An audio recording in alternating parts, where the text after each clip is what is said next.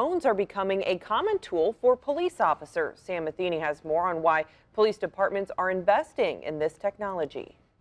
It's just another tool that adds on to the blanket of safety that we want to provide to all of our citizens. The number of police departments in Illinois utilizing drones is growing. Last year, the state's Criminal Justice Information Authority reported 47% use them, compared to just 34% in 2020.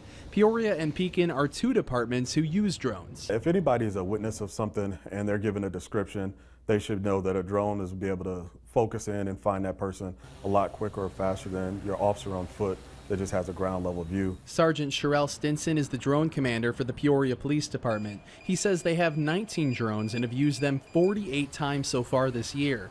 The drones are used to follow suspects in stolen vehicles, oversee crowd control at large events, and to prevent potentially dangerous incidents. Pekin Police utilizes indoor drones where they can fly it in a stairwell or in a home to find a suspect. It allows them to see the layout before sending an officer into a potentially dangerous situation. Pekin Police Lieutenant Justin Rabe says they're in the first year of using drones, having just 3 right now. He says they make police work more efficient with time and resources.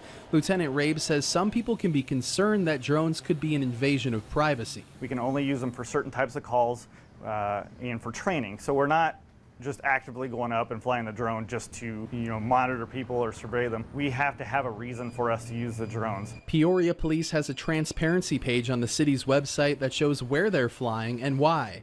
Peoria and Pekin say they hope to see even more efficiency with the drones and plan to grow their usage more in the future. In Peoria, Sam Matheny, 25 News.